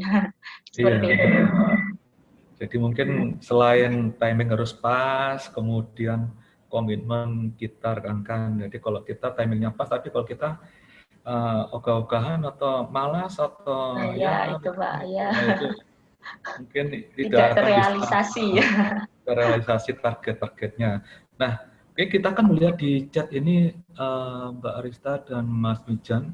Di sini ada pertanyaan dari saudara Jihad dari TTP, Jihad Fakih. Ya, saya Jihad dari Prodi SI. Jin menanyakan bagaimana meyakinkan investor dengan ide bisnis kita, apalagi masih startup. Silakan Mas Mijan, ini pas ini dengan pengalamannya Mas Mijan nih. Silakan. Oh, ide ya. Iya. Ide ya. Jadi sebenarnya kalau ya saya coba menjawab ya. Jadi kalau meyakinkan investor itu sebenarnya yang dilihat bukan ide kadang itu, tapi yang dilihat orangnya. Jadi selain memang idenya harus bagus, itu investor tuh kadang suka melihat atau membaca karakter orang ya sebenarnya ya. Jadi kalau pengalaman saya, jadi kadang ada yang idenya bagus gitu kan, tapi orangnya ini pembawaannya mungkin gerusa-gerusu atau mungkin kurang ya biasa ya apa namanya, tipe-tipe investor tuh ada banyak gitu. Ada yang investor itu yang nggak mau main apa namanya, nggak mau beresiko, itu ada juga yang dia mau beresiko, itu juga ada. Terus dia biasanya nyari apa ya, chemistry ya biasanya tuh. Jadi selain idenya harus bagus, dan ide itu kalau bisa dikemas dalam ringkes gitu ya. Jadi karena kan investor tuh biasanya banyak yang nawarin ya. Jadi kalau bisa tuh kita semudah mungkin dicerna. Pertama itu diajak ngomong, kemudian kenal gitu. Jadi investornya juga mungkin perlu kenalan dulu. Nah seperti itu sih. Jadi lebih ke ide dan foundernya itu sendiri gitu. Dan biasanya kalau berdasarkan studi itu, founder-founder yang sukses itu kadang kalau di Amerika tuh mungkin umur 30-an gitu. Jadi 25-an sampai 35 ya. Jadi ada risetnya kan. Kalau mau startup itu yang paling rasionya paling bagus itu startup dengan 2 orang, kemudian 3 orang, kemudian 1 orang, 4 orang, 5 orang. Jadi terlalu banyak juga apa namanya, beresiko, terlalu sedikit juga beresiko. Idealnya 2 sampai 3 kalau startup foundernya itu ya. Nah, investor itu dia sudah sering gitu ya. Jadi dia udah punya pengalaman-pengalaman gitu ya. Oh, jadi kalau orangnya gini nih mungkin bisa gitu. Nah, jadi apa namanya, kita perlu apa namanya, memprofil juga gitu. Jadi ini investornya tipenya kayak gimana nih? Kita cari tahu dulu. Oh, dia orangnya yang suka yang seperti ini gitu. Nah, jadi kita harus sesuaikan gitu. Dan kalaupun ditolak sama satu investor ya jangan minder gitu ya. Jadi investor kita juga bisa cari gitu. Jadi kadang ada yang sampai dia ke 20 orang gitu, ke 20 investor baru keterima idenya, itu juga ada gitu. Jadi jangan patah hati kalau ditolak satu kali. Gitu sih mungkin. Oke, dari yang diberikan jawaban dari Mas Mijan, itu bisa saya coba untuk ini ya rekan-rekan, poin-poinnya itu pertama harus idenya harus baik. Yang kedua itu kursus kepribadian atau kita melatih kepribadian yang baik. Yang kedua, kalau kita membentuk suatu startup atau ide itu harus dihitung dari jumlah founder yang mungkin tidak terlalu banyak, mungkin 2 atau 3. Yang keempat, ketika kita sudah mencoba untuk menawarkan itu kepada investor, misalnya kita ditolak, ya tidak boleh putus asa, tetap semangat. Mungkin dari Mbak Arista, silakan Mbak Arista. Kalau saya pribadi mungkin sebenarnya lebih membidangi dari Mas Mizan ya, kaitannya mungkin diskusi dengan investor ya. Kalau saya mungkin hanya melihat kasus-kasus yang ada di internet itu, seperti saya contohkan ini aplikasi CEO Vlog itu. Jadi dia itu ada anak usia 16 tahun itu CEO Vlog ya, aplikasi di sini ada ini menjual ataupun ini jual beli, tapi cuma sama lingkungan network teman-temannya aja. Jadi jual beli barang itu namanya brand Pasternak. Nah, jadi dia itu masih 16 tahun, tapi karena masih kecil, dia itu nge-pitch investornya itu karena masih baru juga ya, istilah bau kencur, masih 16 tahun, dia itu istilah join atau bekerja sama dengan dia itu sama ini salah satu lulusan universitas yang usianya sudah 30 tahun dan dia punya pengalaman untuk bagaimana untuk mendapat pitching dengan investor itu seperti apa. Jadi mungkin kalau saran dari saya, teman-teman ketika udah coba untuk cari meyakinkan investor, bisa itu mungkin bekerja sama dengan mungkin rekan-rekan atau mungkin kolik teman-teman, kenalan teman-teman yang mungkin punya kemampuan untuk bisa meyakinkan investor. Jadi kadang-kadang ketika kita tidak mampu, kita coba untuk mencari orang lain yang sekiranya nanti bisa membantu misalkan tadi ya untuk berkomunikasi dengan investor gitu. Jadi dia itu akhirnya dapat suntikan dana atau investor. Dia kan sebenarnya dari Australia. Dia bahkan keluar dari SMA, dia langsung melanjutkan ini ide blognya itu, aplikasi blognya itu, tapi dia mendapat bantuan itu dari orang lain yang sekiranya punya kompetensi untuk ya berkomunikasi dengan investor gitu. Jadi ketika nggak kita sendiri belum bisa, kita coba bisa partner up lah dengan orang lain yang sekiranya punya kemampuan itu. Ya, kalau dari saya seperti itu. Oke, luar biasa. Ini kalau saya mungkin melihat dari sisi ini ya, rekan-rekan, jadi yang disampaikan oleh Mas Mijan, Mbak Arista, itu ya tidak boleh ini katakanlah membatasi dari apa yang mungkin itu diberikan. Kemudian juga termasuk umur ya, mungkin umur juga berapapun yang umur kita, apakah dari umur yang 20-an sampai ke itu, karena biasanya rezeki itu kita nggak tahu nih, bisa-bisa umur sudah banyak ada rezekinya gitu ya mungkin. Nah, ini ada pertanyaan terakhir ya, kita akan melihat di chat. Ini rekan kita Sarah Astiti menanyakan langsung ke Mas Mijannya nih. Pak Mijan, bisa kasih tip pitching agar dilirik calon investor. Silakan, Mas Mijan. Oke, saya cobain ya dari pengalaman ya. Pertama itu tadi ide ya, ide dan penyampaian idenya pertama harus bagus ya. Jadi kalau mau teman-teman lihat itu ada namanya pitch deck gitu. Jadi nanti searching aja kata kuncinya pitch deck gitu. Nanti ada jenis-jenis slide yang untuk investor. Itu ada. Kemudian di situ nanti biasanya kan isinya itu ada apa namanya timnya siapa ya. Nah, komposisi tim itu juga penting ya. Artinya kalau timnya IT semua itu biasanya investor bertanya ini yang ngerti bisnisnya siapa gitu. Kalau isinya orang bisnis semua nanti yang ngerti IT-nya siapa gitu kan. Gitu. Idealnya itu itu ada orang bisnis, ada orang IT-nya, sama ada orang desain ya. Biasanya 3 sih kalau di teorinya Next Dev dulu waktu di Telkomsel tuh gitu.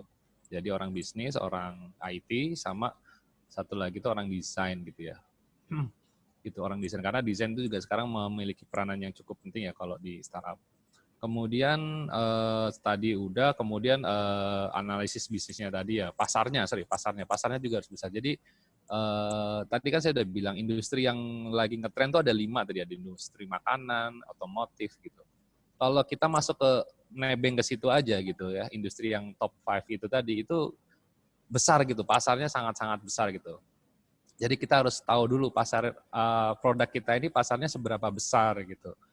Gitu. Kalau tadi kita lihat ya di sini kan, kita contohnya dari presentasi saya tadi itu sudah kelihatan sebenarnya ada peluang tuh misalnya yang dibutuhkan 600.000, yang baru ada cuma 400, di situ ada gap gitu kan. Ya artinya bikin sekolah pendidikan IT saat ini tuh udah pasti laris gitu, karena pasarnya butuh gitu, butuh ada gap gitu ya. Gitu. Jadi itu salah satunya ya. Jadi kita baca pasar, jadi pasarnya ini seberapa besar gitu yang bakal butuh alat aplikasi kita. Terus selain itu tadi ya juga tinggal eksekusi ya, bukan eksekusi, artinya memang ya orangnya ini ya tadi ya, saat kita ketemu investor tuh ya itu tadi sih ada chemistry gitu biasanya. Jadi kita harus membangun chemistry sama investor itu penting juga gitu. Dan juga kita juga hati-hati dalam memilih investor. Jadi tidak semua investor itu juga bagus gitu. Artinya ada tipe-tipenya. Ada investor yang minta return-nya cepat ya gitu. Jadi dia ngasih besar tapi dia minta tahun depan harus kembaliin. Nah itu hati-hati juga. Jadi kita juga milih-milih juga investor atau gitu. Mau yang tipe akademisi atau tipe tipe yang koneksinya banyak gitu. Jadi selain dapat uang, biasanya kita juga harus cari investor yang mempunyai jaringan yang luas gitu kan.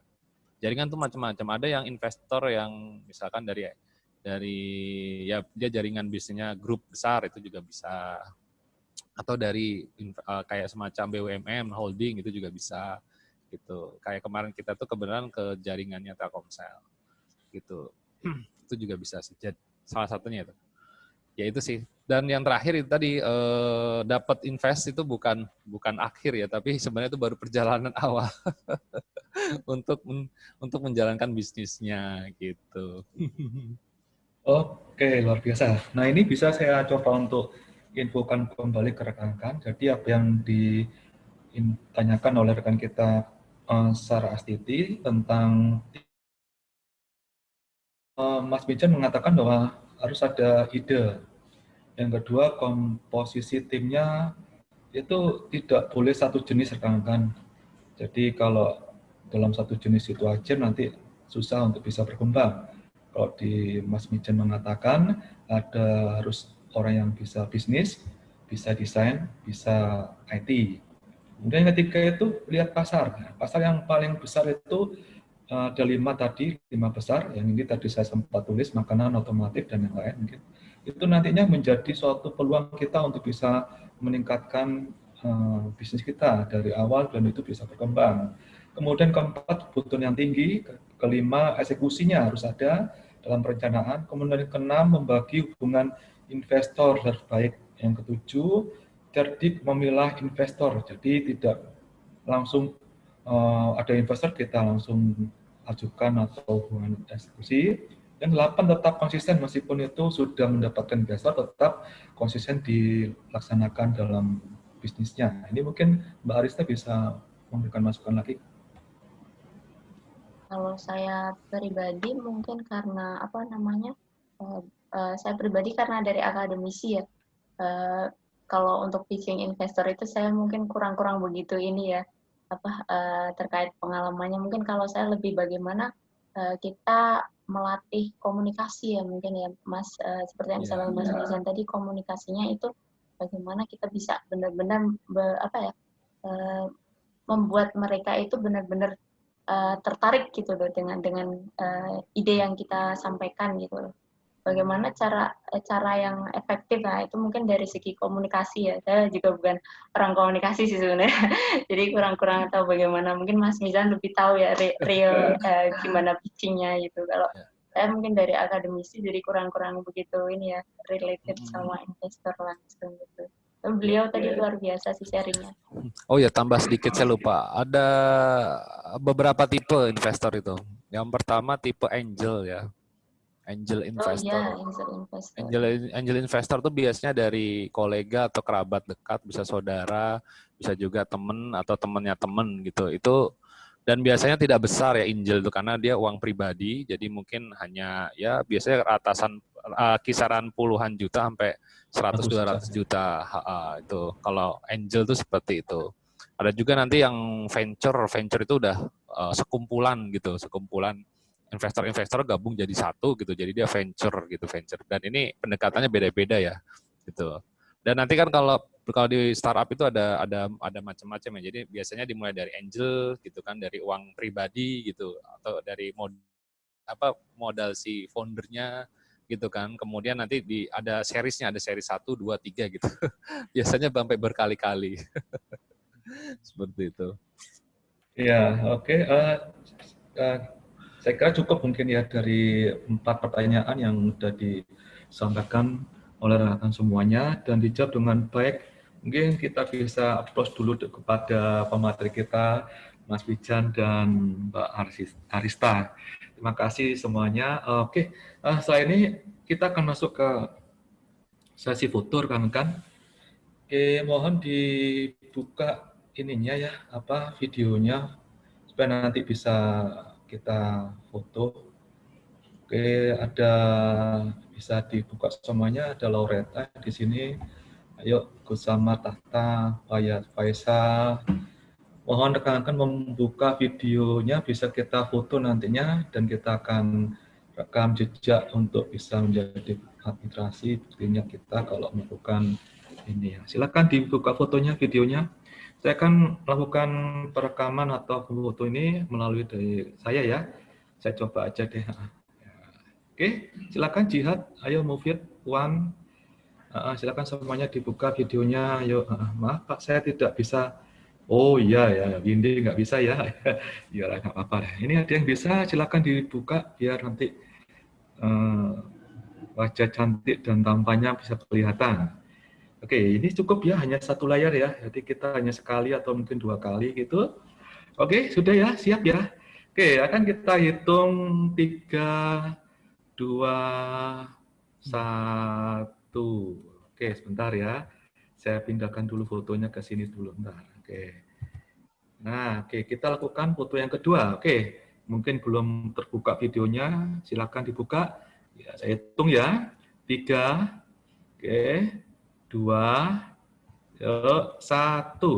Nah, oke. Oke, terima kasih rekan-rekan semuanya. Kita sudah melakukan sesi foto dan kita akan masuk ke ini ya, sesi feedback dan isi post test. Nah, untuk post test itu kita akan punya ada passwordnya. Passwordnya itu tertulis di sini adalah ini rekan-rekan, bisa dilihat di chat ya. Tertulis ini. Nah, ini silakan dilihat di chat. Coba. Nah, di situ ada password untuk melakukan ini, password untuk post test ya rekan-rekan. Di passwordnya di situ. Nah, passwordnya di ini. Password post test itu ini. Oke. Nah, saya akan bantu rekan-rekan untuk ini ya. Bantu rekan-rekan untuk mencoba melihat. Saya akan share dulu ya. Mudah-mudahan nggak yakin walau nanti tanpa ini ya. Oke. Nah, mana nih? Oke. Oh, bukan. Gimana Intan? Manakah? Di manakah? Yuk. Nah, ini rekan-rekan kita melihat ini ya. Kalau kita sudah pernah masuk ke website Kampiun, nah, ini kalau silakan masuk ke website Kampiun dan nantinya akan kita lihat di course content. Kemudian di bagian bawah scroll bawah, di situ nanti ada ini post test ya, kemudian feedback ya. Di post test tersebut nanti akan ada muncul masukan password ya kan, karena nanti akan muncul itu tanpa password nanti tidak bisa diakses. Jadi syarat untuk mendapatkan sertifikatnya bisa dikerjakan prosesnya, kemudian feedback yang kita lakukan dalam ini webinar ini bisa diketahui seperti apa. Oke, silakan dicoba rekan-rekan, mungkin ada yang mungkin ditanyakan, bisa saya pantau di sini, ya, dilihat. Oke.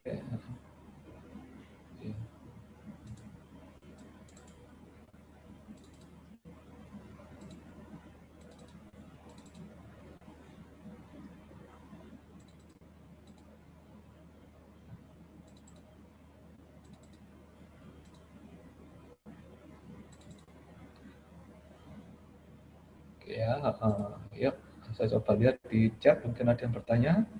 Ya, passwordnya seperti ada di chat, bisa dipakai untuk mengerjakan post testnya. Nah, post test dan feedback itu menjadi syarat rekan-rekan untuk mendapatkan sertifikatnya secara gratis. Oke.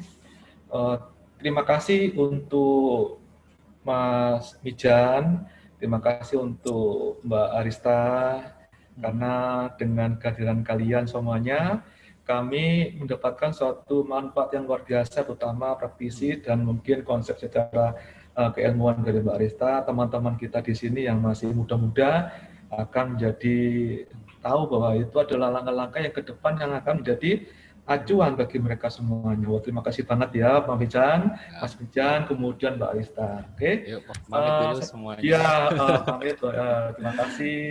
Silakan bisa pamit. Oke. Silakan. Yuk, assalamualaikum warahmatullahi wabarakatuh. Waalaikumsalam warahmatullahi wabarakatuh. Oke, rekan-rekan, kita coba passwordnya ini ya. Passwordnya ada di situ ya. Saya izin pamit dulu. Silakan Mas Mijan. Kemudian password. Ya, ada yang terkendala dengan mengakses feedback dan post test? Tidak, tidak ada. Kalau bisa, langsung bisa dicetak. Di situ ada kolom cetak untuk ini ya, sertifikatnya. Ya. Saya agak lama-lama ini ya lupa kalau sudah ini ya. Di situ juga ya langsung setelah diisi kemudian post test feedback itu otomatis rekan-rekan. Karena sistem ini sudah di-create, dikondisikan bahwa setelah mengisi feedback, post test itu langsung muncul sertifikatnya atas nama rekan-rekan, karena rekan-rekan waktu itu sudah mendaftar. Secara sistem pula, maka akan nama-nama rekan-rekan itu juga akan sudah tercetak, tinggal kalau rekan-rekan sudah mengerjakan post test dan mengisi feedback langsung jadi, langsung di-download sendiri. bisa dilakukan. Oke ya.